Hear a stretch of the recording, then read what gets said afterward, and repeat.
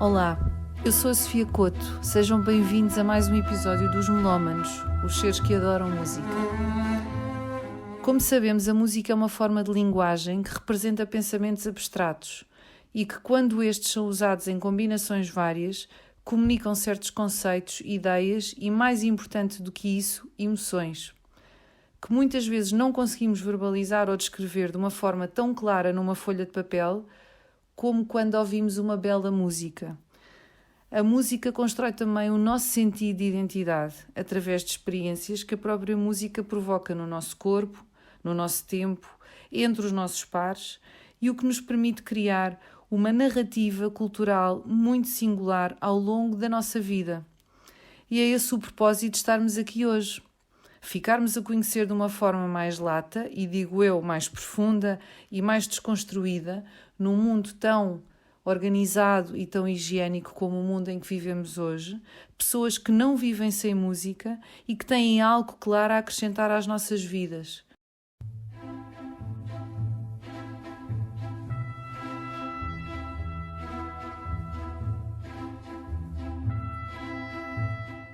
Então, muito boa tarde, sejam bem-vindos ao 9º episódio dos Melómanos. Hoje o nosso convidado é um convidado muito especial, são todos, mas este de facto ainda é mais. Chama-se Miguel, está aqui ao meu lado. É uma pessoa muito ligada à cultura e que realmente esteve implicado na cultura portuguesa durante muitos anos, para além de ser de uma família também muito ligada à medicina e à cultura. Já vamos falar um bocadinho mais sobre isso. E portanto, quero primeiro de tudo agradecer muito esta oportunidade que tive e que me deu o Miguel por entrevistá-lo e por ficarmos a conhecê-lo um bocadinho melhor aqui neste ambiente cheio de discos e completamente que fala por si, não é? Sobre este seu amor pela música, não é? E pronto. Antes de começarmos e de falarmos sobre as 10 músicas, queria perguntar-lhe se houve alguém na sua vida que o tivesse introduzido à música de uma forma muito particular, ou se o Miguel foi adquirindo isso de uma forma autónoma e muito progressiva. As influências em pequenino logo são dos meus irmãos mais velhos, que ouviam muito. Eu não sei como é que eles ouviam música lá em casa, porque só tínhamos um aparelho de rádio, uma telefonia, que se chamava na altura, uma Philips pequenina, mas eles ouviam e cantavam. Até, digamos que a música popular, para simplificar, não é? Tudo que fosse canções, cançonetas, que naquele tempo, isto passa-se, eu nasci em 47, isto passa-se nos anos 50. E eles ouviam os discos pedidos, havia uma série de programas de discos pedidos e tal. Então, esse tipo de música, e depois o pop, o rock por aí fora, foram sobretudo influência dos meus irmãos mais velhos. A música clássica e o jazz aparece mais tarde com o meu pai. Ele sempre gostou imenso de música, mas não tinha instalação nenhuma, era só a telefonia. Depois é que comprou uma telefonia com giradiscos e depois, a pouco e pouco, foi tendo uma instalação e comprava discos, etc. E gostava muito, e gravava, e bobinas, enfim, era uma... Passava horas naquilo. E gostava imenso de mostrar, e chamava-me, olha, anda a ouvir isto, Partilhava consigo. Sim. Ele tinha imenso prazer nisso. Que bom. Portanto, foram as duas grandes influências, foi a família. E depois, mais tarde, ao longo da vida, foram amigos meus. Ok, muito bem. Então foi em casa que tudo começou, não é? Foi em casa que começou. Ok. Eu pequenino. Muito bem. Então, vamos falar um bocadinho sobre a primeira música que o Miguel nos trouxe, que foi uma música do Simon & Garfunkel, o Scarborough Fair. Porquê é que escolheu esta música? Que idade é que tinha quando começou a apreciar realmente esta música? Não faço ideia. Sabe que quando você me convidou, eu comecei a fazer listas, porque tenho imensas músicas, eu gosto tanto, é muito difícil. E tinha Paul Simon e o Garfunkel, mas também tinha Beatles, não sei o que. Depois comecei a tirar e fixei-me nesta música deles, que depois veio provocar várias escolhas a seguir. Porque esta música? Porque é que eu gosto tanto desta música? É uma música do folclore, é uma música antiquíssima. A feira de Scarborough era uma feira que se dava, teve o auge na Idade Média, e ainda se prolongou até o século XVIII, mas enfim, era uma feira. E a história que esta é uma canção world music, no sentido que é de folclore, ninguém sabe quem a fez. Claro. Como todos somos músicas populares, de origem popular, tem um refrão muito esquisito, porque são 4, é o nome de 4 ervas aromáticas que não tem nada a ver com nada. Por acaso. Sim. Não tem nada a ver com nada. E as letras que foi tendo ao longo do tempo esta canção estavam todas à volta do mesmo tema. Isto é, um rapaz ou uma rapariga que gostam de uma rapariga, imaginemos que seja rapaz e rapariga, ou podia ser rapariga e rapaz, tanto faz, e que diz que para essa pessoa o ter, ou para ele ir buscá-la à feira, ela tem que fazer uma série de coisas que são impossíveis de ser feitas. Tarefas impossíveis. Por exemplo, fazer uma camisa sem costura. Não é possível. Muito difícil. Ou arranjar um terreno entre a praia e o mar, não cabe. Ou ceifar com uma foice de cabedal, não corta. Claro. Bom, só que a letra, impossibilidade do amor. Impossibilidade total. Ou a dificuldade do amor. É um tema muito recorrente nas canções ou nas histórias, o amor, ou na vida mesmo. É por isso que elas existem nas histórias e nas músicas. E realmente as músicas, desculpe interrompê-las, as músicas são mais bonitas a falar destes amores que ou não se concretizam ou de facto têm muitas imperfeições, não é? Sobretudo conseguem contar em 3 minutos ou 4 minutos a história toda. Coisa que num livro não dá, não é? Mas as músicas têm essa capacidade de síntese. As canções, não é? Pois eles refizeram a letra e puseram por cima da letra uma outra que é um poema contra a guerra. Estava-se em 66, em plena guerra de Vietnã, reforço da guerra no Vietnã, escalada dos Estados Unidos, e houve um movimento muito forte da juventude americana contra a guerra, a favor da paz, etc. E há imensas canções, os cantores da altura tratavam os assuntos que a juventude da altura tinha como preocupação. Claro, e ainda bem. E uma delas era a guerra. Claro. O que eu gosto, portanto, estes temas, isto mexe comigo. Porque, portanto, a canção sobrepõe esses dois temas. Exatamente. É isso? Só que eles depois são mestres nisso. São brilhantes. A entrelaçar as duas coisas. E se vocês ouvirem com atenção vão perceber, ou vocês que estão a ver ouvirem com atenção vão perceber o jogo que há das duas coisas. E pronto, eu podia continuar a falar sobre esta música, mas acho que já chega. E é de facto muito interessante esta interpretação deles e de conseguirem interligar temas que são tão distintos, mas que de alguma forma foram muito significativos para as pessoas que viveram naquela altura, não é? Com a guerra do Vietnã. E que coincide com a guerra colonial portuguesa. Não é? Portanto, a guerra do Vietnã começou nos anos 50. A guerra em Angola começou em 61. Pois. A guerra do Vietnã acaba em 75. A guerra em África acaba em 74. Portanto, havia uma a luta da juventude americana contra a guerra do Vietnã era parecida com a nossa, com a luta que alguns faziam contra a guerra em África. Muito bem. Então vamos ouvir a primeira música do Miguel e já voltamos. Vamos lá. Are you going to Scarborough Fair? Parsley, sage, rosemary, and thyme. Remember me to one who lives there. She once was a true love of mine.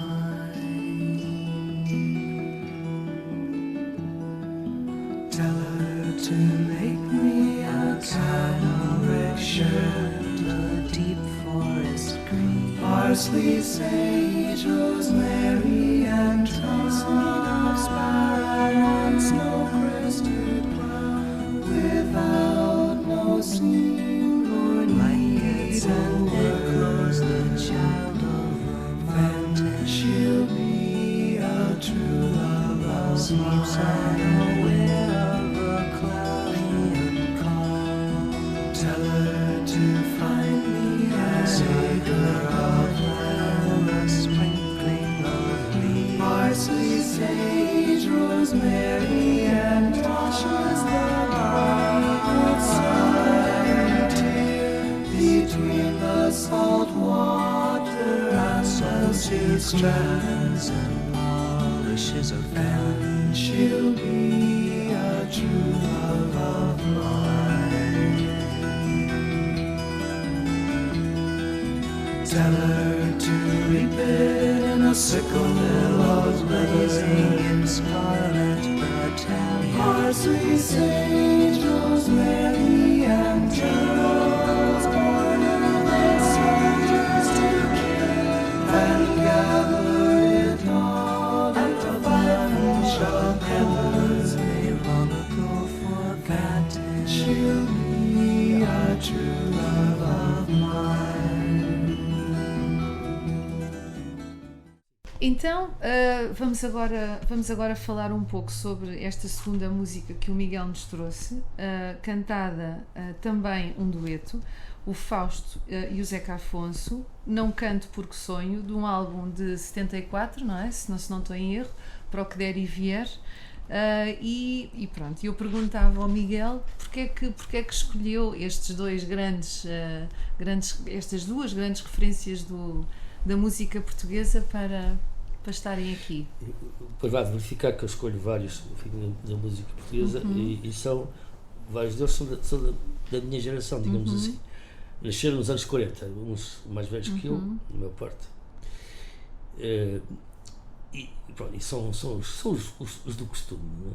E eu também os apresentei no CCB e depois na Culturgesto, menos o Fausto. Que interessante. Menos o Fausto. O Fausto não foi à Culturgesto, não chegou aí. E são cantores que eu gosto imenso. E lembrei-me desta porque também há aqui um jogo de vozes muito diferente do Simon & Garfunkel, mas há também um jogo de vozes que é a voz do Fausto com a voz do Zeca Afonso. E eles, uma parte canta, um canta, o outro diz, depois o outro canta e o outro diz. Zeca Afonso canta, diz Fausto. Exato. E andou naquilo. Ao longo da música, da canção, vão estabelecendo um diálogo. Um diálogo. O poema é do Eugênio de Andrade e que eles cantam com grande liberdade. Isto é, eles não seguem o poema, aquilo foi inventado por Fausto, não é? A música. Eles não seguem o poema literalmente, fazem alterações. As palavras são todas do poema, mas a ordem não é sempre a mesma. Sim. Não é a mesma do poema. E depois, a certa altura, aquilo no final começa-se a repetir, porque é que canta, não sei o quê, e há a frase que mais fica é que porque o meu corpo estremece. E que eu acho muito bonito, não é? A razão porque eu canto é porque o meu corpo estremece. E o Fausto vai cantando, o Zeca Afonso vai fazendo variações e a gente está sempre a ouvir porque o meu corpo estremece. Porque a certa altura a gente não sabe quem é que está a cantar e quem é que está a dizer, porque as vozes são parecidas ou porque está tão entrelaçado que a gente não consegue distinguir uma coisa da outra.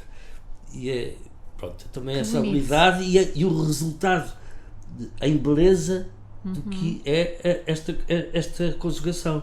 Porque, quer dizer, uma das grandes diferenças da música clássica em relação à música popular é a complexidade da sua estrutura. Em algumas das canções que eu escolhi há essa complexidade, não é o suficiente para se dizer que é, mas podem-se fazer comparações com a música clássica, onde não é que não seja só do solista, claro, mas que tenha várias vozes, ou um quarteto de cordas, ou um duo, ou não sei o quê. Aqui é como se fosse um duo, e há um entrelaçamento a partir de uma melodia que se repete. Lembro-me que o Miguel, às tantas, quando estávamos a falar sobre esta música, me dizia que a achava um achado. Sim. Não é? Um achado no meio desta... Pois como é que conseguem que aquilo bata certo, os finais coincidam, e como é que, pronto, o dizer com o cantar também bate certo, tudo aquilo bate certo. Acho que de vez em quando é bonito, no meio da música, ouvirmos o dizer, acho que fica bem, e há alguns cantores que o fazem isso na perfeição. Sim. Então, nesse caso, vamos ouvir esta segunda canção que o Miguel nos trouxe. Não canto porque sonho, canto porque é real. Canto o teu olhar maduro, o teu sorriso puro, a tua graça animal.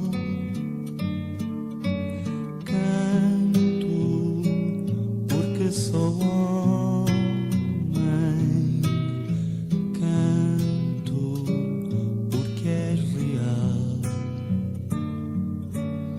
Se não cantasse seria o mesmo bicho sadio, embriagado na alegria da tua vinha sem vinho. Porque és real. Se não cantasse seria o mesmo bicho sadio, embriagado na alegria da tua vinha sem vinho. Que o meu corpo estremece,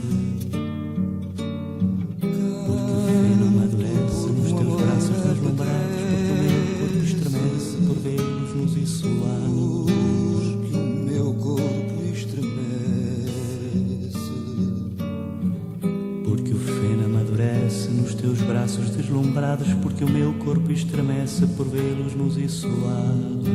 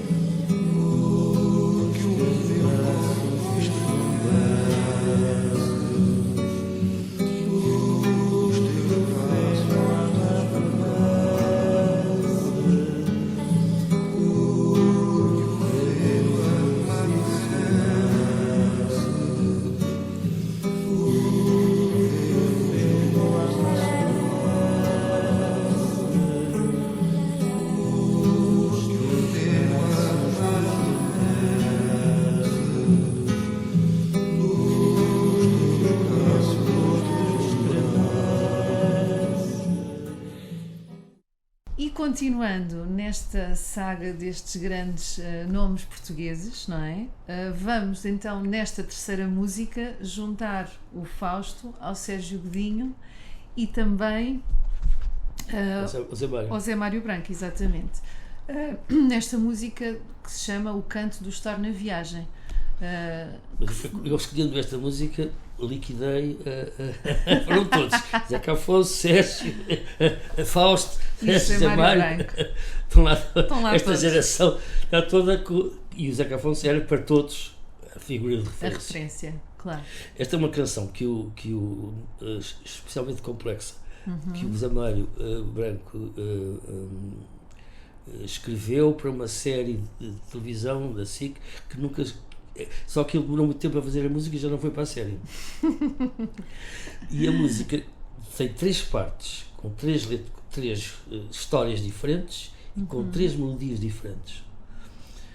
Ele chama-se Canto do Tal na Viagem. O Tal na Viagem é o português que foi para a África e que voltou depois da descolonização. Mas a colonização é vista não de uma maneira que muitas vezes a esquerda vê, que é o capital a explorar, etc. Que era não, porque é a colonização dos pobres, dos humildes, digamos, que foram para a África. É esse ponto de vista.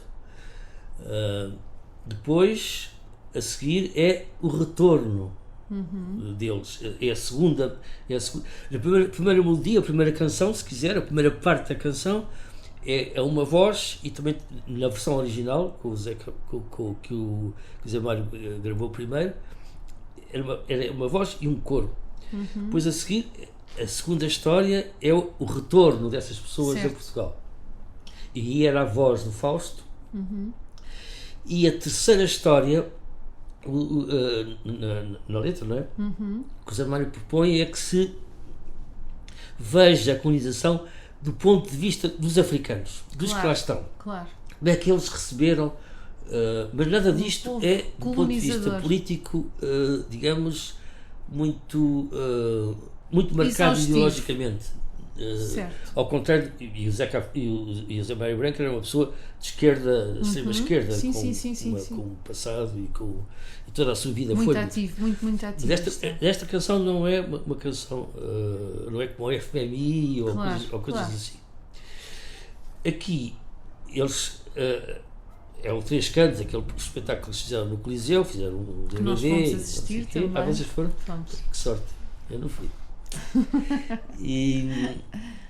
E as 3 vozes, portanto, as 3 partes, começa o Sérgio Godinho a cantar a primeira parte, depois o Fausto canta a segunda e o Zé Mário a terceira. Mas simplesmente vão-se acumulando e o Sérgio Godinho está sempre a cantar a primeira parte até ao fim. Repete. E portanto, as canções vão se sobrepondo. Que bonito. E mais uma vez é incrível como aquilo bate tudo certo. São canções diferentes, as melodias são diferentes, as letras são diferentes e tudo bate certo. Para mim, aquilo fica como ritmo na cabeça. Eu cada vez que conheço aquela música fico muito tempo com ela na cabeça, que é a primeira parte da canção, aquilo que o Sérgio Godinho canta sempre. Sim. E estive a perguntar-me a mim próprio porque é que isso me fica mais na cabeça. E então? Eu acho porque é uma melodia muito simples e muito repetitiva e curta. Portanto, também porque vem desde o início. E é uma melodia mais fácil de fixar do que as outras, menos complexa do que as outras. As letras são. A poesia tem menos sílabas, cada estrofe, cada verso. As outras têm mais sílabas, é mais complexo. Mas mais uma vez está aqui um jogo de vozes, de conjunção de vozes, de brincadeira também, mas de diálogo, às vezes quase a gente não sabe qual é que está a sobrepor-se uma em relação às outras, quem é que se sobrepõe. Também isso é muito giro. Ficam quase tão entrelaçadas que quase que não se distinguem. Exato. Não é? Isso também é muito curioso de ver como é que porque não há uma luta a ver quem é que sobressai. Há uma conjunção, É bonito, essa harmonia, não é? Sim. Essa harmonia das vozes e o Zé da Mário música. era uma das suas grandes qualidades, é ser um exímio harmonizador, fazia arranjos extraordinários, e este é um caso, isto é simplicíssimo, eles só tocam guitarra, não há mais acompanhamento nenhum, e é muito difícil de fazer, porque quando já me aconteceu, eu tive que ter que fazer uma coisa parecida, que é cantar com outra pessoa cantar ao lado. E é muito difícil porque a nossa tendência é ir a correr. Estes músicos também necessariamente têm que se conhecer bem, não é? Todos se vê no vídeo que eles têm a estante com as letras, porque senão não tiveram tempo suficiente certamente para ensaiar isto, que é muito complexo, e depois com a estante e com a letra conseguem eu não sei como é que eles fazem. Para mim é necessário abstrair do que é que está a ouvir, sim. mas ao mesmo tempo ser fiel ao ritmo. Enfim, espero que goste. Muito bem. Então vamos ouvir esta terceira música. Foi no suco da viagem, já sem armas nem bagagem, nem os brasões da equipagem. Foi ao voltar, pátria moratória, no coração da história, que consumiste a glória. Num jantar, foi como se Portugal, para seu bem e para seu mal, andasse em busca de um final. Para começar, a vida violência, reverso de inocência, sol da inconsciência que há no mar. Império tão pequenino, de portolano caprino, ossos de sino e de sino, em cada mão, pátria imaginária, de consistência vária, afirmação diária do teu não. As malas dos portugueses são como os olhos de reses, se mastigam 3 vezes em cada chão. Cândida ignorância, grande desimportância, os frutos da errância já lá vão. Foi no sul da viagem, dos navegantes, já sem armas nem bagagem, nem os presos da do sal equipagem. e do mar, só Foi eu ao voltar, foi pátria para entrar moratória, que em manhã já me no coração da perdi. história, que Vai consumiste a o tempo em que glória. eu já não Num estou aqui. jantar, foi como se Portugal, Dos talvez para muitos seu mais bem e para seu sinais, mal, andasse em busca de um correi final. estes desperdícios Para começar, coloniais. Foi na vida noite violência, fria que o dia me reverso da cegou. inocência, sol da Agora fui, inconsciência, ainda agora cá cá não no estou. mar. Império tão Senhora pequenino, dos esquecidos, de me portolano lembrar caprino, bolsos de sina e de caminho que sino, para lá vem e para em cá cada vai. mão, pátria Etc. e tal, imaginária, Portugal é de nós consistência no mar. vária, afirmação Agora vim, diária estou longe do de teu chegar. não. As malas dos Senhora portugueses dos meus iguais que são eu como os olhos de superei. reses, se mastigam 3 Bataca a mim vezes e não foi em bataca a cada ti. chão. Se é tão Cândida grande a alma ignorância, na palma do grande meu ser, desimportância, os algum frutos da dia eu vou errância finalmente já lá acontecer. vão. Foi no suco da Senhora dos viagem, navegantes, já sem armas na bagagem, tentar outro ponto? prisões da porque do sal e equipagem. do mar só A eu história de voltar, outros foi para pátria me encontrar que moratória, amanhã já sem me qualquer perdi. glória, sem consumiste a Tempo glória. em que eu já não estou Num já jantar, estavam foi como se lá. Portugal, talvez muitos seu bem e para Tentemos seu mal, então ver a já sem busca já o estes final. desperdícios Para começar, à vista de quem vida não violência, pois se eu reverso da fosse um inocência, preto, salto da jamais inconsciência, agora não era no mar, Espanha, eu sou império tão pequenino, esquecido de portolano caprino, navegadores bolsos de sino e de sino, lá vem em cada mão, pátria imaginária, Portugal é a cruz consistência e a vária, espada e os afirmação diária do teu não. As malas dos portugueses meus iguais que eu são como os olhos. Bem, e agora a quarta escolha do Miguel recai novamente sobre artistas portugueses, e ainda bem. Obrigada, Miguel, por ter trazido tanta música boa do nosso país. Neste caso, por uma belíssima intérprete portuguesa, Aldina Duarte, que vem acompanhada neste tema em particular pelo António Zambujo, que também já nos deu provas de que de facto tem uma voz e faz uma interpretação das músicas muito, muito particular e muito bonita. Neste caso, de um tema já antigo, chamado Rosa Enjeitada, não é? Quer-nos falar um bocadinho deste tema, Miguel?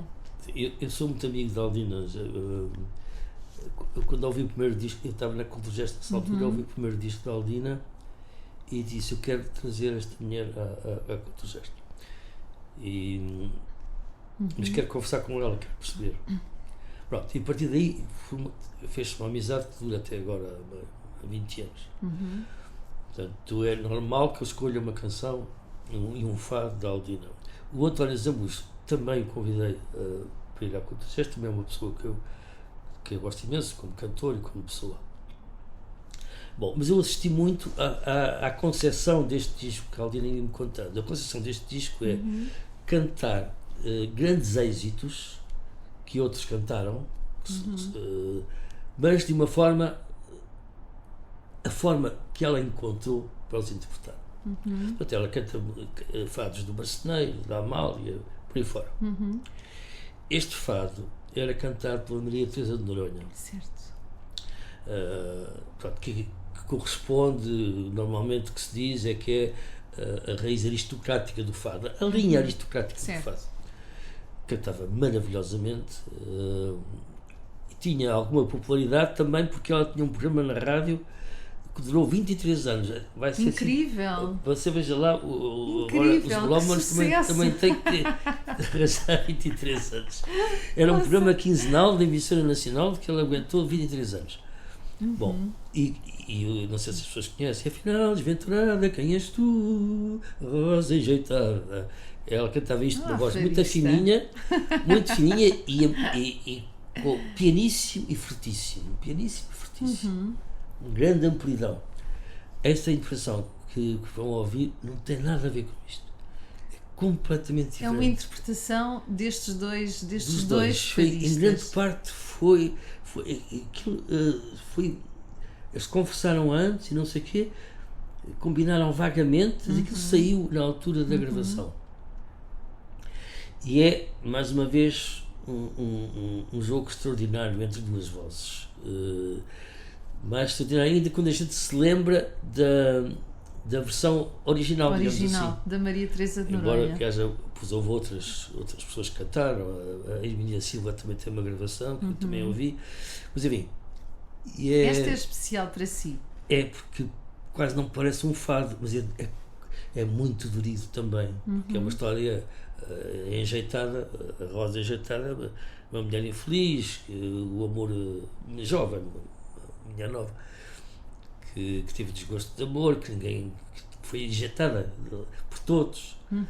É uma história, como muitas vezes no fado, né? É uma história triste. Só que a forma como estes dois dão corpo a essa tristeza é muito singular. E eu acho belíssimo.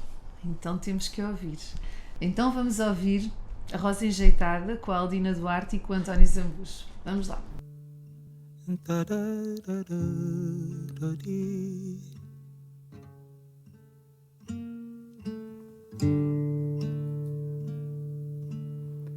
Sou essa rosa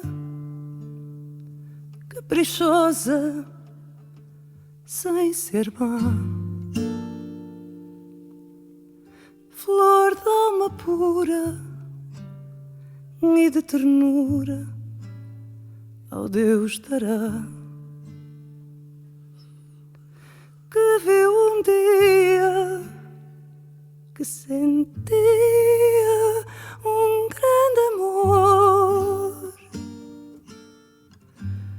e de paixão seu coração estalar de dor. A rosa enjeitada, sem mãe, sem pão, sem ter nada. Que vida triste e chorada, o teu destino te deu. A rosa enjeitada, a rosa humilde e perfumada, Afinal, desventurada, quem és tu? Rosa enjeitada,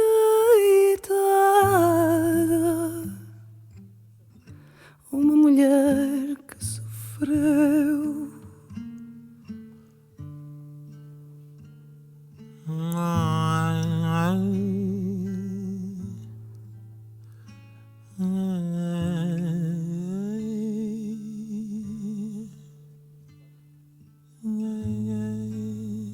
Ao Deus dará, ao Deus dará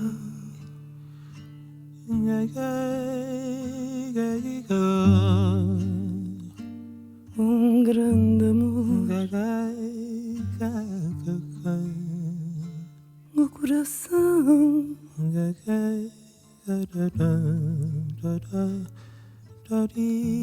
Sem ser má, flor da alma pura, a rosa enjeitada, sem mãe, sem pão, sem ter nada. Bem, então depois de ouvirmos este belíssimo tema, vamos falar aqui um pouco sobre o próximo tema que o Miguel nos trouxe, que se chama Helplessly Hoping, do Crosby, Stills, Nash. E tenho que dizer ao Miguel que foi assim um dos temas eu não conheci, fiquei completamente apaixonada por esta música. Andei esta semana a ouvir a música em loop, é muito bonita. Como é que entrou na sua vida? Esta é uma música do meu tempo, dos anos 60. Não conhecia. Sim, era um grupo que eu gostava muito. Havia imensos naquele tempo. E destes grupos que fazem, imensos, meia dúzia destes muito bons, que fazem folk rock ou folk pop. Sim. Baseado, que isto tem um som de música folk. Sim, completamente. Nota-se aqui as influências. Isto é uma canção do Stephen Stills, que tem uma letra que eu não percebia nada. Eu para fazer isto, para conversar consigo, fui ao Google e fui buscar as letras de todas as músicas que escolhi, porque eu sei mal inglês e muitas vezes eu depois percebi que há mais pessoas que conversam consigo que também não se lembram a letra das músicas. É verdade. Também não sabiam o que é que estavam a ouvir como poemas. Especialmente as pessoas mais velhas, o meu pai e o meu tio. É verdade. E eles E eu dizem isso sem pudor. eu fiquei muito descansado porque eu achava que era só eu que estúpido, não sabia inglês. Não. Pronto. É muito interessante isso que disse agora, porque é mesmo verdade. Esta letra é particularmente bonita. É um poema. Eu tive que pensar nisto. Porque é que há letras? Porque é que há algumas letras a gente diz é um poema? Eu acho que é pela sua complexidade. Isto é, se eu disser ao logo vai estar alta, redonda como um tamanco, a Maria traz cascada, porque eu chego lá com o banco é uma coisa. Sim. Não tem. Parece que não tem. Ou se eu disser mesmo. You are my destiny, tu és o meu destino. Quer dizer, também não é propriamente um poema. Certo. É um estado de alma, é uma coisa que se diz. Tal, que é um dizer. Sim, não tem que ser poemas, necessariamente. Claro. Mas esta letra é especialmente complexa. É poética porque tem muitas imagens. E tem também, isso eu também nota, tenho que ler porque senão eu não sei de cabeça, técnicas próprias da poesia. Por exemplo, a chamada aliteração. Eu leio helpless, hoping, her harlequin hoves, wordlessly watching he waits by the window and wonders. Ou seja, os W's permanentes estão em consecutivo. ou o hop, her, hoves. Isto lembra-me uns versos da canção sétima, que é uma literação muito célebre de Camões, em que ele diz: onde nem ave voa ou fera dorme, nem rio claro corre, nem ferve fonte, nem verde ramo faz doce ruído, cujo nome é Félix, por antífrase infeliz. Uau! Ou seja, estão a ver? dificuldade, Isto que não é? Em dizer. é o jogo que se faz poético, musical, Sim, sim. A brincadeira também das palavras, não é? sim, de sons muito parecidos, muito semelhantes. Não são os mesmos, mas são muito parecidos. Sim. A definição da literação é muito complexa, mas assim percebe-se bem. Portanto, isto é um sinal, é um recurso estilístico Certo? Que eles utilizaram na música, que o não Stephen é? Stills utilizou. E depois tem E foi muito o bem refrão. conseguido. Sim, o refrão é they are one person, they are two alone, they are three together, they are for each other. E E pode estes- ser o for e o for, não é? E todos estes, o tu pode ser tu duas pessoas, ou pode ser tu também. Ou seja, they are two alone, também estão. Sim. Ou they are three together, estão os três juntos, ou pode-se dizer they are free together, eles estão juntos, livres. E o for pode ser quatro, ou pode ser for do a favor, Claro. eles estão, Estão um com o outro. os quatro. Pronto, há esta parte da letra que é especialmente que chama a atenção, É muito interessante. sim. que é especialmente bonito. E depois é a música aqui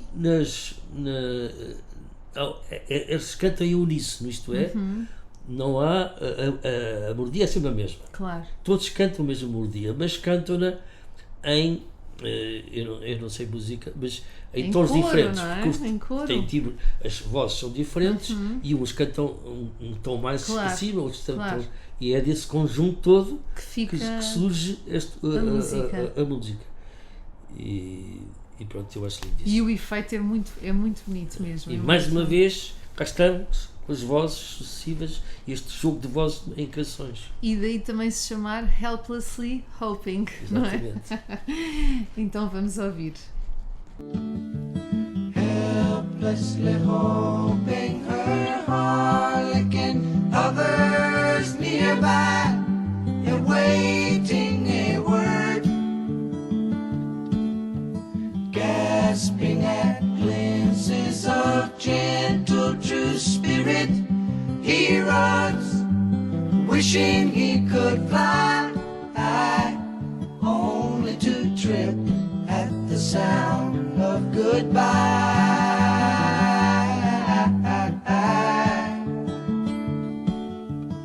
Wordlessly watching, he waits by the window and wonders at the empty place inside. Heartlessly helping himself to her bad dreams, he worries, did he hear a goodbye? Or even hello? They are one person, they are two alone, they are three together, they are for each other.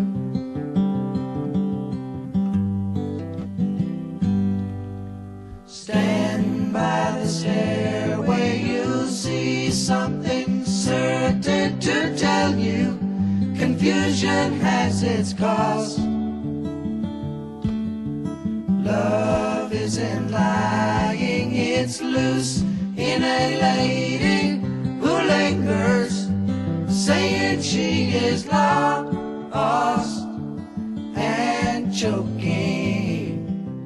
Bem, e depois de ouvirmos este tema tão bonito e que nos remonta aos anos 60, não é?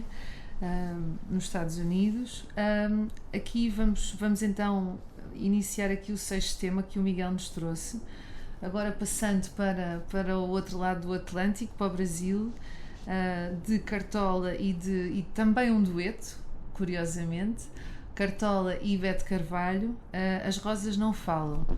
Miguel, há aqui um padrão de duetos e de vozes que Aqui se não ligam não chegam a cantar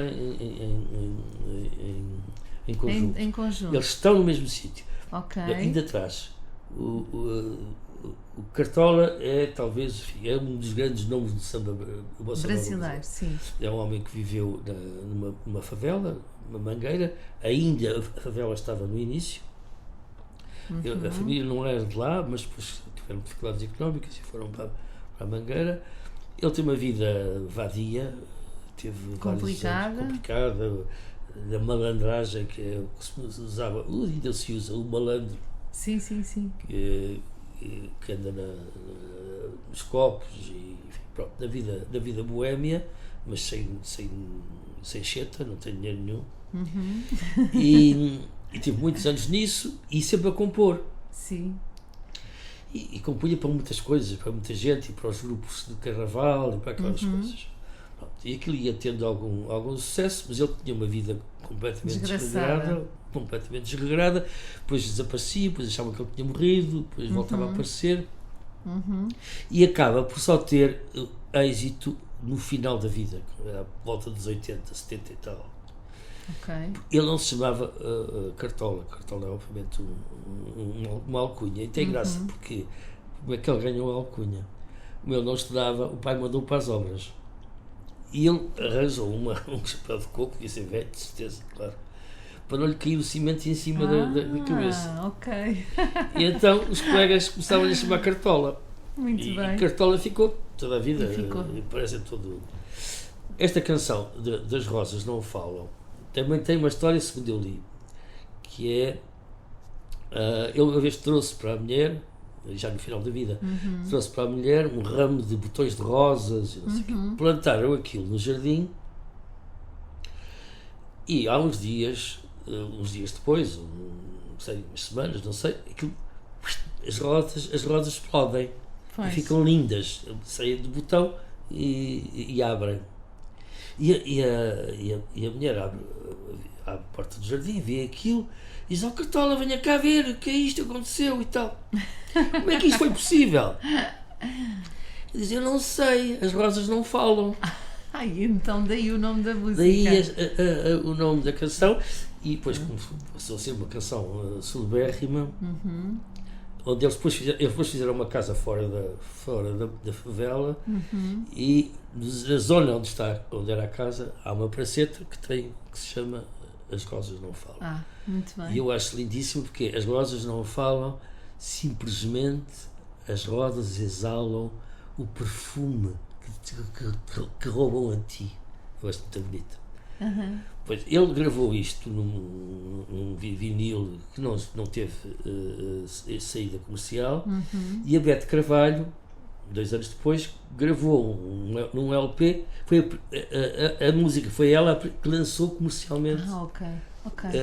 Que lançou comercialmente este tema, esta canção. Neste vídeo, que eu não sei se há equivalente em disco. Em disco. Eles estão os dois, não sei, um sítio qualquer. A Bete Carvalho e o Cartola começa a cantar isto, está lá com o violão e começa a cantar.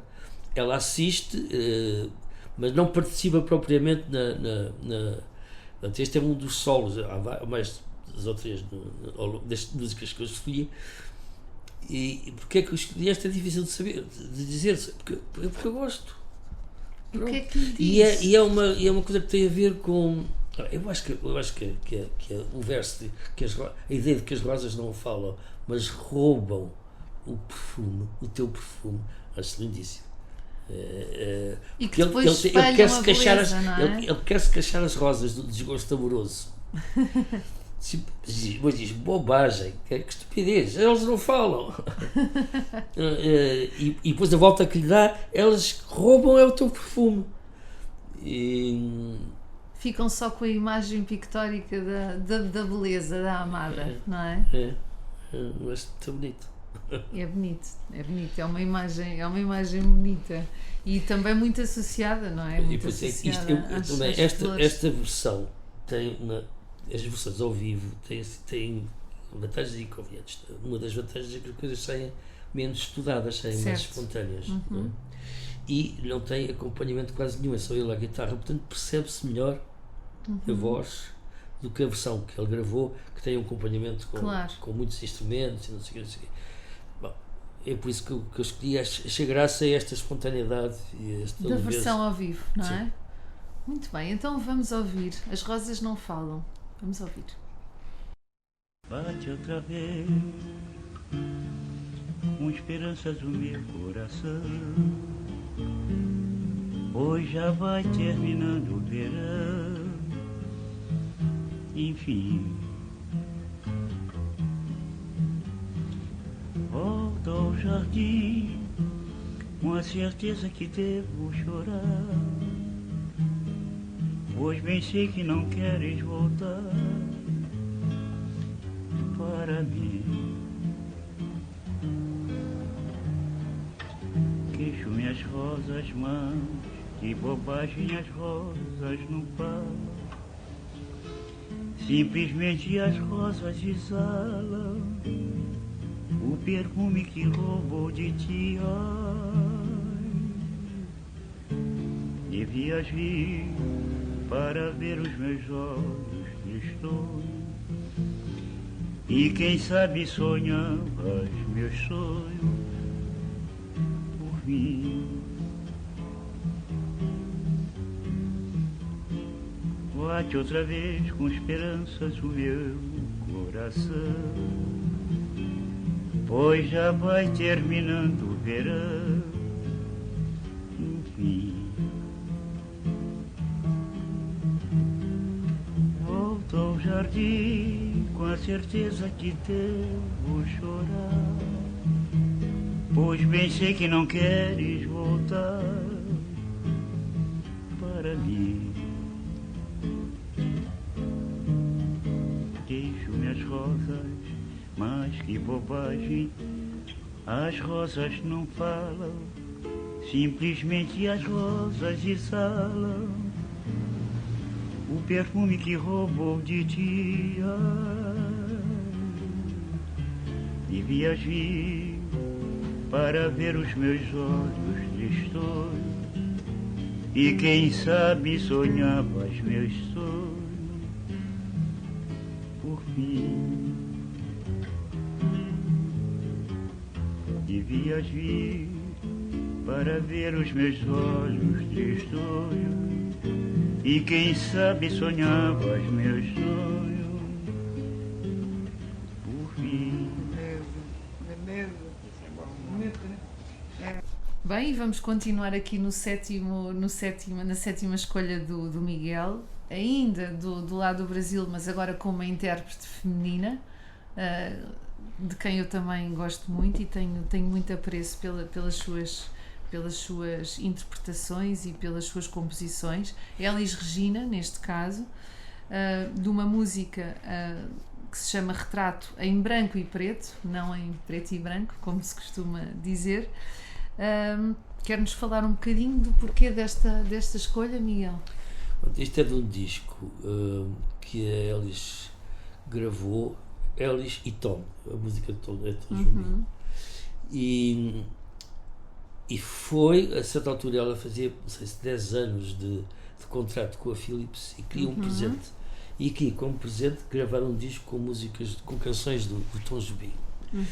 Aquilo deu jeito aos dois neste sentido. O Tom Jobim era um compositor consagrado, consagrado na crítica e no meio musical brasileiro, e já com projeção internacional. Sinatra já cantava canções dele, etc.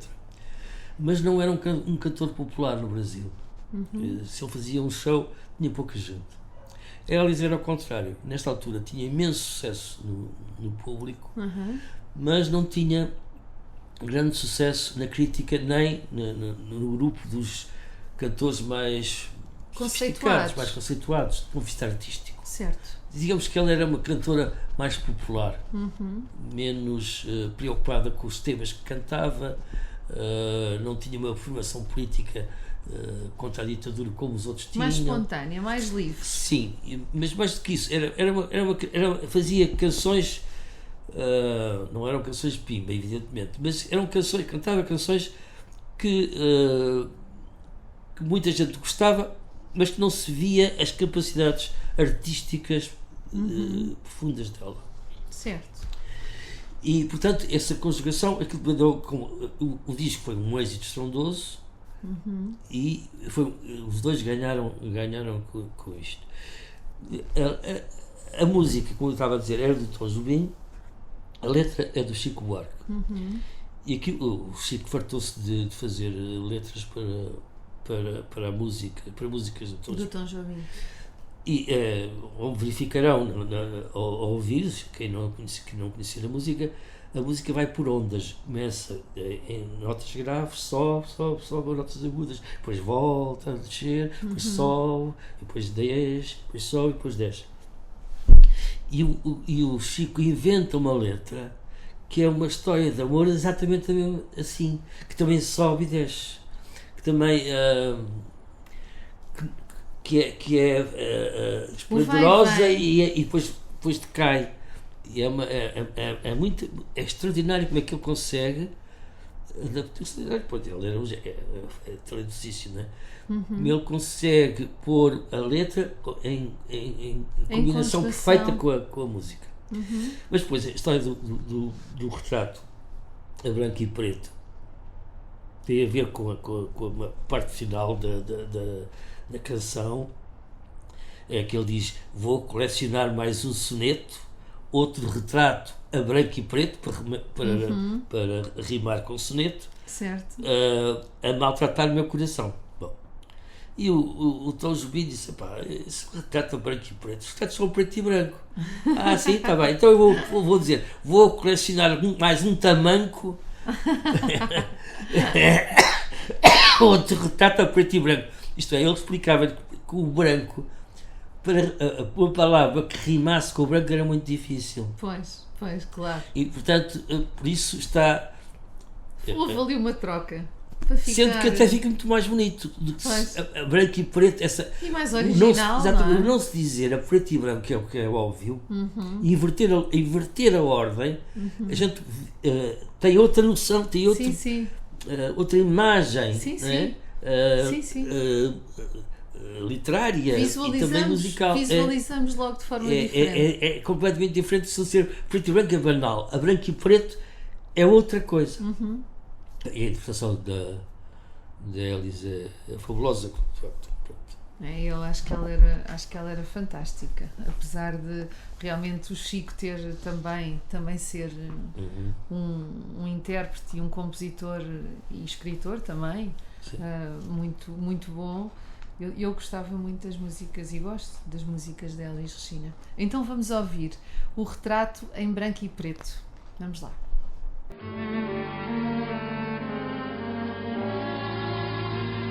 Já conheço os passos dessa estrada, sei que não vai dar em nada, seu segredo e sei de cor.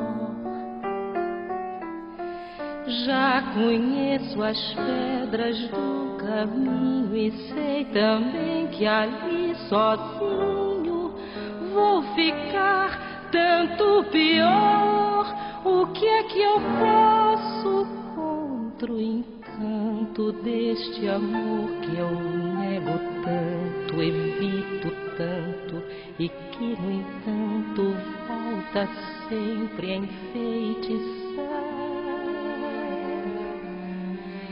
Com seus mesmos tristes velhos fatos que num álbum de retratos eu tenho em colecionar. Lá vou eu de novo como um tolo procurar o desconsolo que eu cansei de conhecer. Novos dias tristes, noites claras, versos, cartas, minha cara ainda volto a lhe escrever pra lhe dizer que isto é pecado e trago o peito tão marcado de lembranças do passado e você sabe a razão. vou colecionar mais um soneto, outro retrato em branco e preto a maltratar meu coração.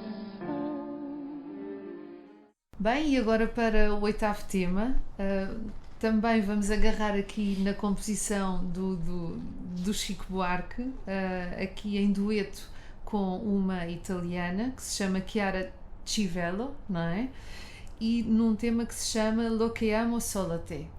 Acho que disse bem, ainda não aprendi italiano, mas está quase. E então, Miguel, como é que este... Outro dueto. Mais uma vez, é um dueto. Eu apanhei esta música do YouTube. Não muito conhecia. recente, não é? Sim, eu apanhei isto já. Houve uma altura que eu descobri o YouTube e não só ia apanhar coisas que eu não tenho em disco, antigas, como foi um mundo que eu descobri. E andava muito, nessa altura punha muita coisa no Facebook, então, andava muito pelo YouTube e encontrei esta canção. Provavelmente, se eu não tivesse a idade que tenho, não tinha reparado tanto. Que é uma canção de um cancionista italiano, Sergio Endrigo, muito conhecido, que era o tipo que fartou-se de fazer músicas, era um cantor de charme, não sei o quê, equivalente aqui, sei lá, aqui em Portugal não consigo dizer, mas é um Frank Sinatra em ponto pequeno, digamos assim. Parece que ele cantava também as coisas de Frank Sinatra. E escreveu esta música que é muito, muito simples. A letra é muito simples, a música também é muito simples e curta de resto. E eles gravam isto. Esta italiana canta também em brasileiro, em português brasileiro, que tem um grande sucesso no Brasil, tem muitos amigos no Brasil, não sei que história que ela deve ter tido, relação muito próxima, porque canta perfeitamente em Brasil. Portanto, ele é amiga do Chico Buarque, certamente. E quando isto é gravado, ele tem 70 anos e ela tem 39. E o vídeo, eu gosto muito do vídeo, porque é ela que começa a história, e a história é dizer: há pessoas que gostam de muitas coisas, eu só te gosto de ti, e só te quero a ti. E acaba dizendo, na educação acaba-se assim, é o que é mais recorrente, que é: eu tenho para te oferecer o que resta da minha juventude. Isso é possível de ser dito por uma pessoa mais velha. Uma pessoa mais nova tem imensa juventude. E começa por ser ela a cantar. Nesse aspecto, quando ela diz: eu ofereço-te o resto da minha juventude, aquilo é porque a música é gira, porque não é verosímil, quer dizer, aquilo não é para ela cantar, mas ela canta e vê-se em contraponto imagens do Chico, certo, já com os seus 70 anos, e ela é muito dengosa a cantar. E também está filmada de propósito, planos de baixo para cima, a iluminação, às vezes planos ao mesmo nível. Mas aquilo, ela faz imensos e sorrisos, e o Chico está com aquela seriedade dele, porque ele é sempre muito sóbrio, não é de grandes gestos, mas depois aquilo vai, ela canta a primeira vez, depois é ele que canta, e ela está dengosa a assistir e a ele a seduzi-la, digamos assim. É um jogo de dupla sedução. Certo. Tudo fake, no sentido que estão a fazer. É um videoclipe. Estão a fazer o personagem, mas fazem muito bem. Aquilo é muito convincente. E depois, no final,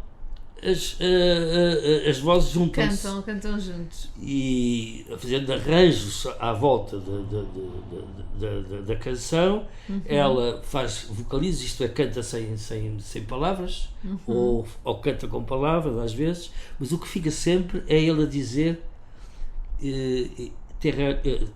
dar-te-ei como presente o que resta da minha juventude. Dar-te-ei como presente o que resta da minha juventude. Eu acho isto muito bonito. Para um homem mais velho, o que pode, como o que é que eu te posso dar? É o resto da minha juventude. Já não tenho muito para dar, mas o que eu tenho, eu dou-te. Que bonito. É bonito, é bonito, é bonito, é muito bonito. E ela, pelos vistos, estava muito contente com isso, não é? Portanto, não estava Sim. nada importada. Muito bem, então, Lo que amo solo te, vamos ouvir o Chico Buarque com a Chiara Civello. Vamos lá. C'è gente che ha avuto 1000 cose, tutto il bene, tutto il male del mondo.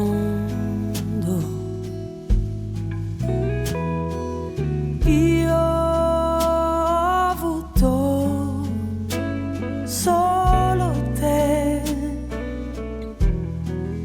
non ti lascerò, non ti perderò per cercare nuove avventure.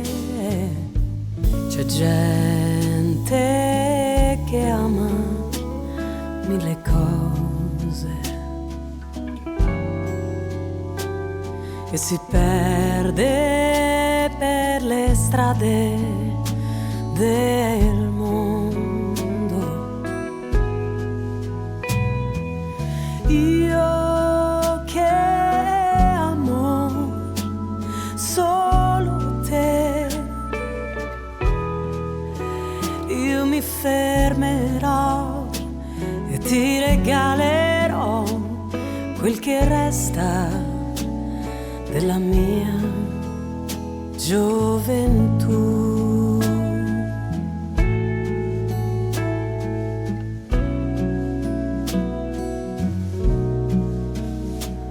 C'è gente che ha avuto 1000 cose, tutto il bene, tutto il male del mondo.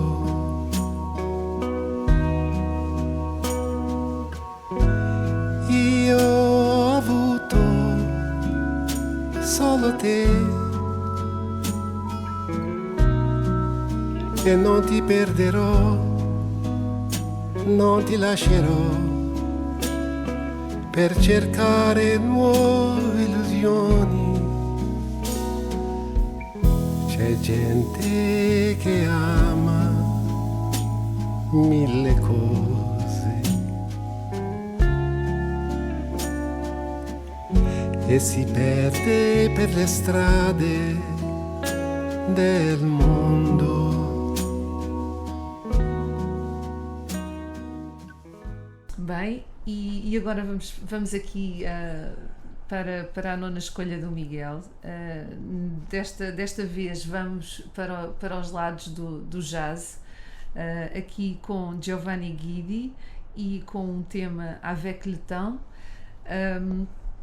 Miguel, sei que este tema é-lhe particularmente caro e que tem um significado especial para si. Quer-nos explicar porquê? Sim. Eu propus músicas portuguesas, música brasileira, música anglo-americana. Muito eclético e escolhas. Podia nunca mais. E quis pôr jazz. Quis pôr jazz.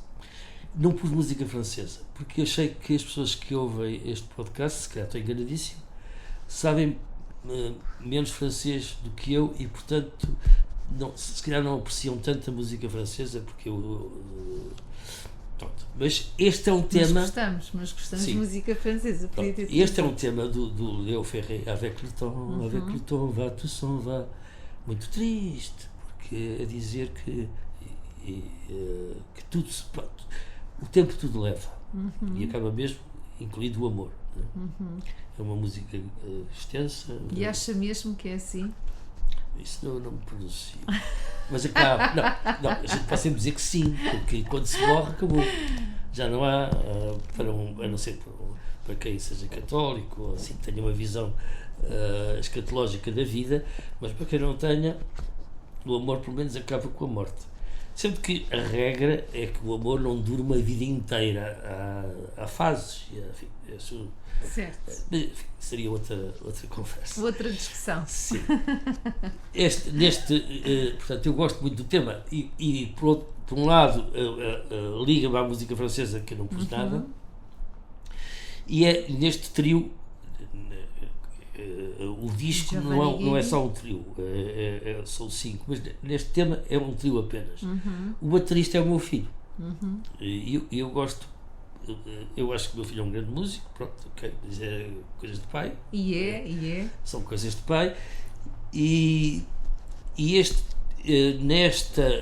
aqui quem manda é o Giovanni Guidi, que é o pianista. Mas pronto, é das poucas temas em que o João toca que eu acho que pode agradar a muita gente. O tema é Avec le temps, tarirarara, tirarô, tararirarara, tararirararô. Bom, é bem isto. No jazz, o jazz é quase sempre construído assim. É como na música clássica, sobretudo no período clássico, que é, há um tema e depois fazem-se variações à volta do tema. E ele agarra na canção, ele primeiro faz uma introdução, o pianista, o Giovanni, e depois começa a fazer a introduzir o tema, que depois é repetido pelo contrabaixista, que é o Thomas Morgan, que é também muito novo, que é um contrabaixista excepcional, que toca com tudo que é bom, melhor atualmente, é fantástico. E eu chamo a atenção, porque talvez passe mais despercebido, o papel da bateria, porque não é nada convencional.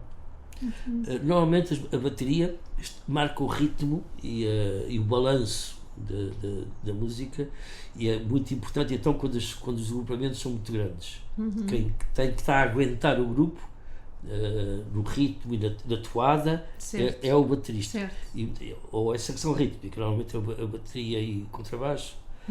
Aqui não, aqui são 3 vozes também, e a bateria não marca o ritmo. Ele começa por fazer sons que, para quem não sabe, são sons que ele tira com um arco de violino nos pratos da bateria. Ok. Interessante.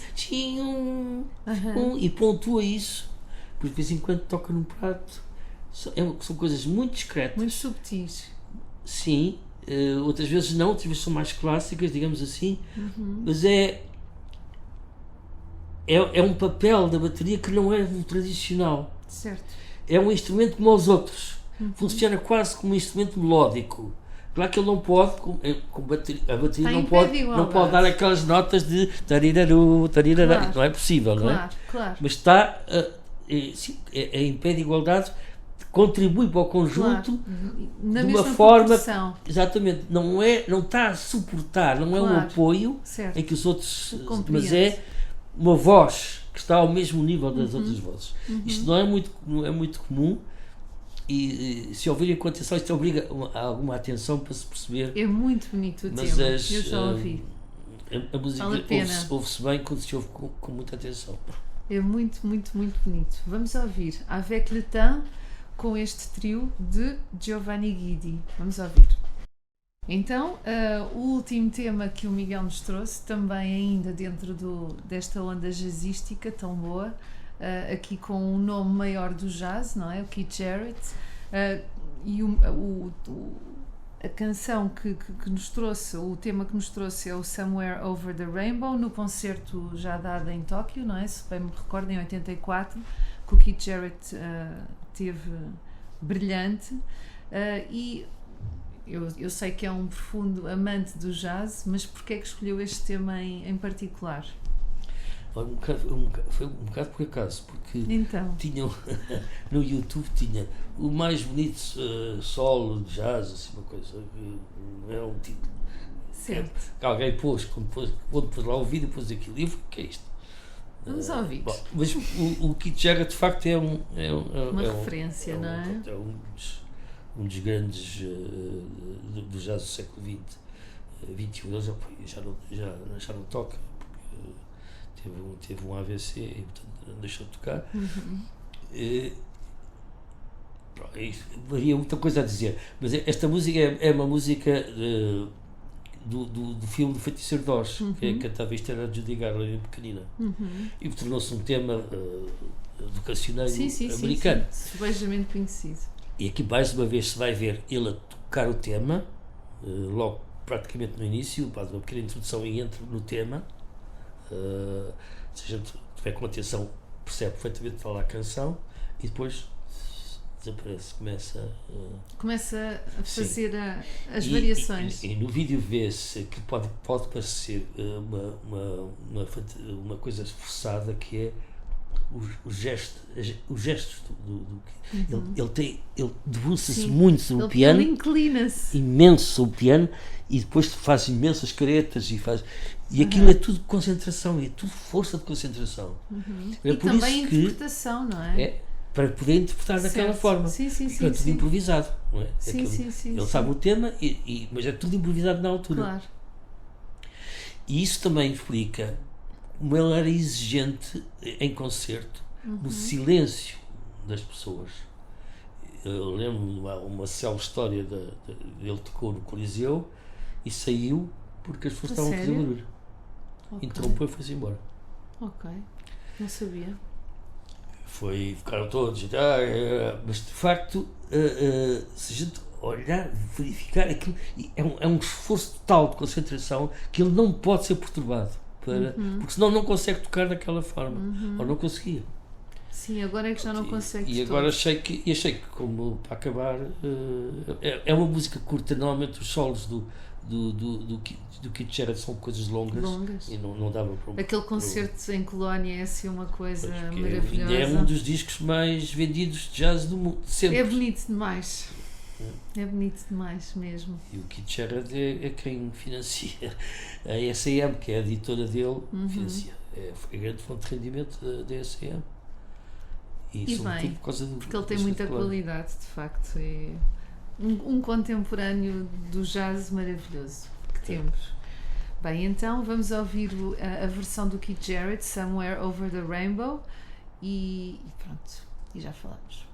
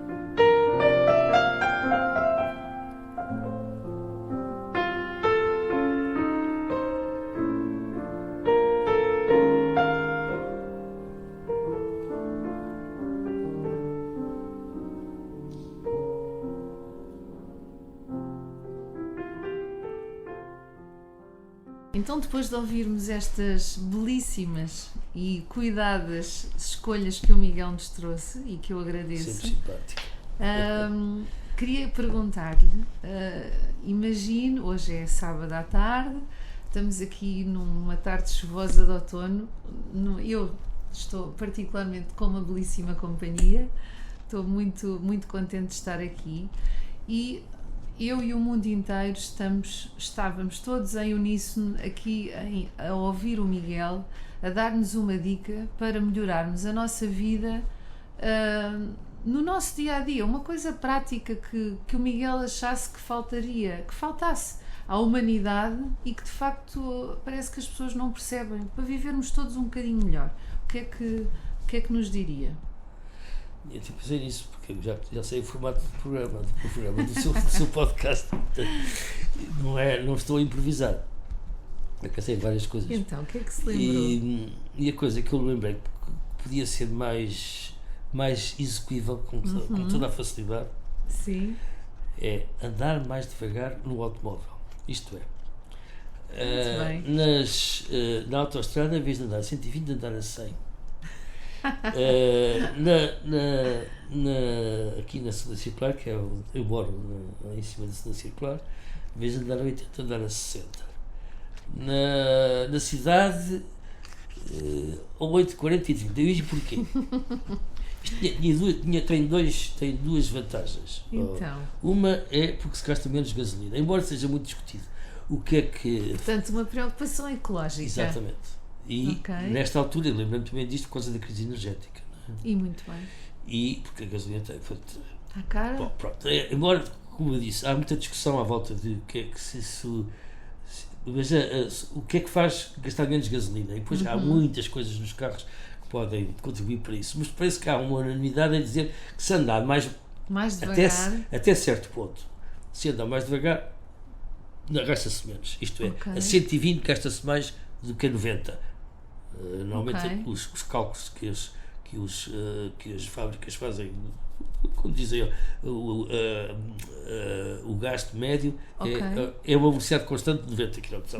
Bom, pronto, isto dá como consequência que vamos chegar um bocadinho mais tarde, mas a diferença são minutos. É verdade. E depois isto também, por um lado tem esta parte de poupança, por outro lado tem a parte de nos forçar a um certo abrandamento, porque, enfim, já não estou nessa, mas durante muitos anos estive, quando era ativo, e a velocidade da vida é tramada, é muito desgastante. Sim. E é muito há uma carga de ansiedade e gasta forte, muito, não é? que porventura não é necessária. Hoje, bom, mas eu não tenho vida ativa.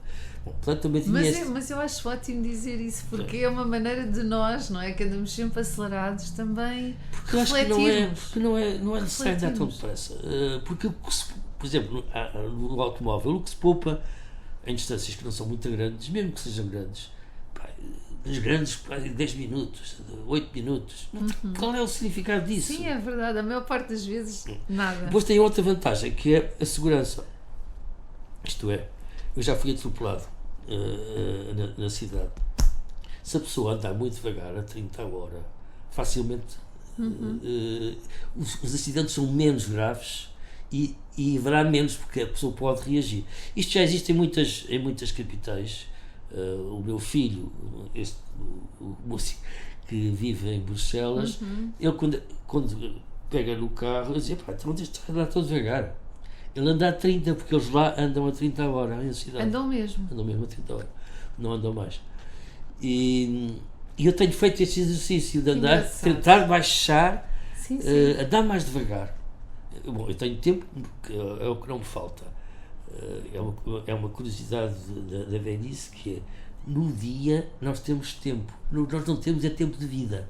Sim, eu percebo o que diz. Mas num dia eu tenho imenso tempo.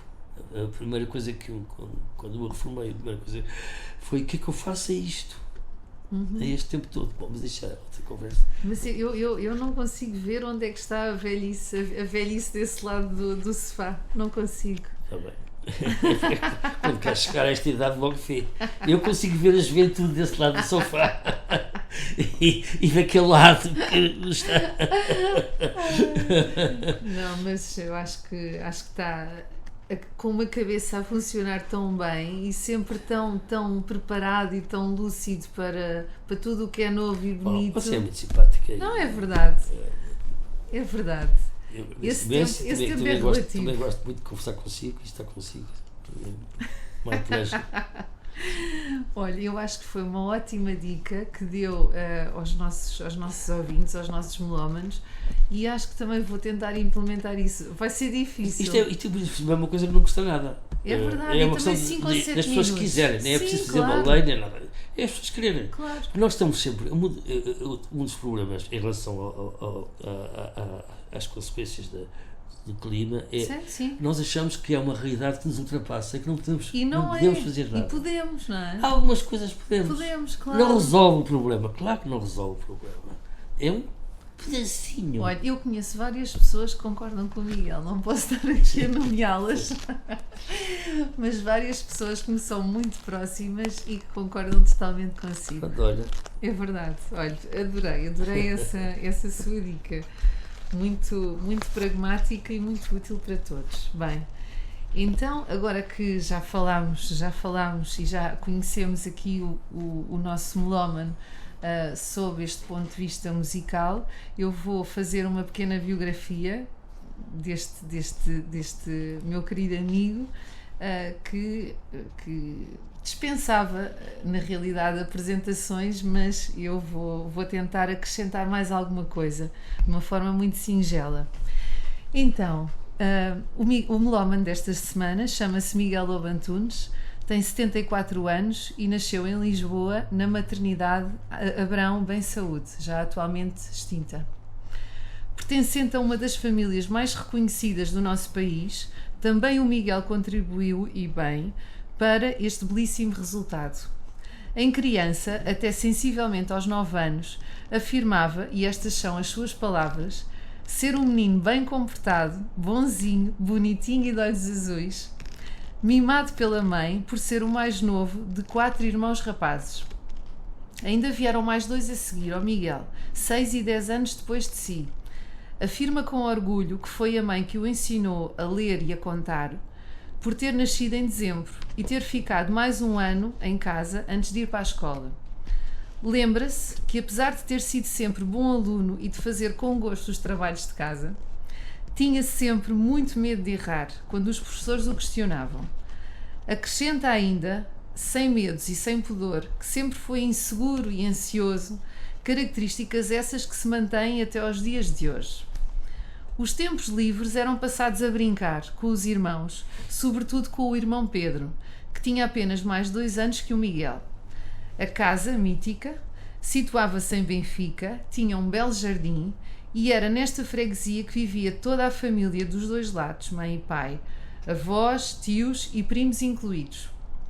Com bom tempo, aproveitavam o espaço exterior cá fora, mas quando vinha mau tempo, o escritório do pai era o sítio preferido para ficar, mas só até o pai chegar, porque aí desapareciam todos no ápice.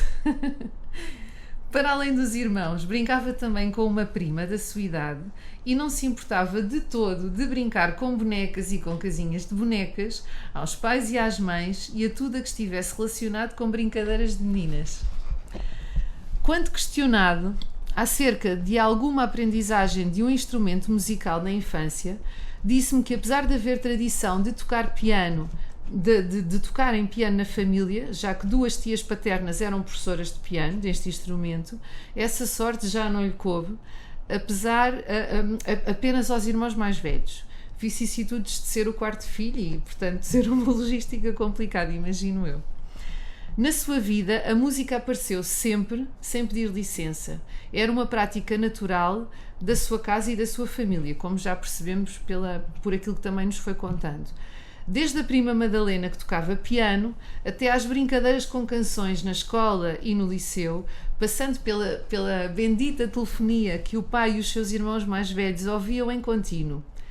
Esta telefonia chegou quando o Miguel tinha 10, 11 anos e recorda-se que tinham magníficos giradiscos. Nesta altura, todos começaram a comprar discos compatíveis com os gostos distintos que cada um tinha na altura. O pai, os de música clássica, os irmãos pop, rock e também as belas canções italianas que se dançavam muito nas festas que frequentavam. A discoteca daquela casa foi assim crescendo a um ritmo fantástico. O Miguel diz ainda orgulhoso que também ele tem bastantes discos, em parte por razões profissionais e no resto porque sempre foi um melómano convicto, como podemos ver aqui atrás. Depois de ter feito o ensino primário no Colégio de Santo André, onde apenas lhe sobraram as recordações de disciplina a mais e de brutalidade gratuita, foi para o Liceu Camões e por lá estudou 7 anos antes de ir para a faculdade. Durante um certo tempo chegaram a andar por lá os 4 irmãos mais velhos, certo?